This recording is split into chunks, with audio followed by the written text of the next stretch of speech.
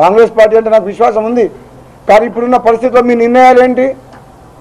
20 ఏళ్ళు కాంగ్రెస్ తిట్టిన వ్యక్తిని తీసుకొచ్చి, 20 ఏళ్ళు సోనియా గాంధీ తిట్టిన వ్యక్తిని తీసుకొచ్చి, ఇతర పార్టీల వ్యక్తిని తీసుకొచ్చి వాళ్ళ కింద మమ్మల్ని పనిచేయమని అంటున్నారు. అంటే మాకు ఆత్మగౌరవం లేదా? కాంగ్రెస్ పార్టీలో ఉండి మేము గెలవలేదా? ఎంపీగా, ఎమ్మెల్సీగా, ఎమ్మెల్యేగా ప్రజల్లోకి పోయి నేనేమన్నా నామినేటెడ్ పోస్ట్ తీసుకున్నా? రాజ్యసభ ఎంపీయా, ఎమ్మెల్సీ లోకల్ నేనేమన్నా గవర్నర్ కోట ఎమ్మెల్యేనా, ఎమ్మెల్యే కోట ఎమ్మెల్సీనా? ప్రతిసారి ప్రజల్లోకి పోయి కార్యకర్తలతో మమేకమై కార్యకర్తలతో కలిసి పోరాటం చేసి నేను గెలిచిన తప్పితే ఎక్కడ నేను కాంగ్రెస్ పార్టీ ద్వారా నేను కూర్చొని నామినేటెడ్ పోస్ట్ తీసుకోలే. మరి మాలాంటి వ్యక్తులు అందరం కూడా బాధపడుతున్నాం. మరి ఇప్పుడు కాంగ్రెస్ పార్టీ ఎవరి వశమైంది? అసలు తెలంగాణ నేపథ్యం కాంగ్రెస్ పార్టీలో ఉన్న తెలంగాణ కోసం ఎవరెవరు కష్టపడ్డారు? తెలంగాణ కోసం ఎవరు త్యాగం చేసిండ్రు? అసలు కాంగ్రెస్ సత్తం ఎవరు? బయట నుంచి వచ్చిన వాళ్ళు వాళ్ళ కింద ఇప్పుడున్న కాంగ్రెస్ పార్టీ మాలాంటి ఆత్మగౌరవం ఉన్న పనిచేయాలి. మేము ఏది ఆత్మగౌరవం కోసం అయితే పోరాటం చేస్తున్నామో తెలంగాణలో కేసీఆర్ పార్టీకి వ్యతిరేకంగా మాకే ఆత్మగౌరవం లేదు అక్కడ.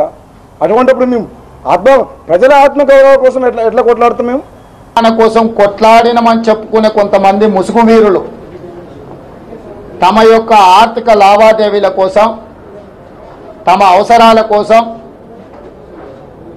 నరేంద్ర మోడీ, అమిత్ షా ఇసిరిన ఎంగిలి మెతుకుల కోసం, ఇచ్చిన కాంట్రాక్టుల కోసం కన్నతల్లి లాంటి కాంగ్రెస్ పార్టీని అవమానించే విధంగా, అవహేళన చేసే విధంగా గత కొన్ని రోజులుగా తెలంగాణ రాష్ట్రంలో మాట్లాడుతున్నారు.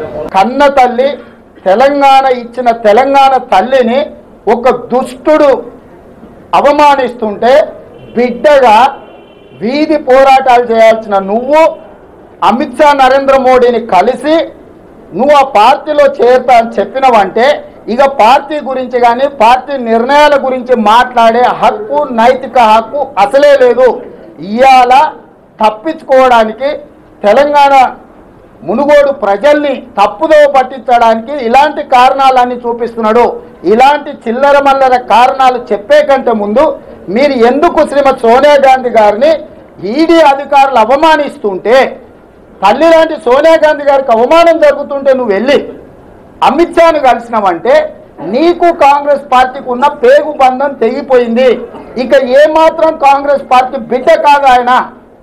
కాంగ్రెస్ పార్టీ బిడ్డగానోడు ఏం మాట్లాడినా చెల్లని చిత్తు కాగితంతో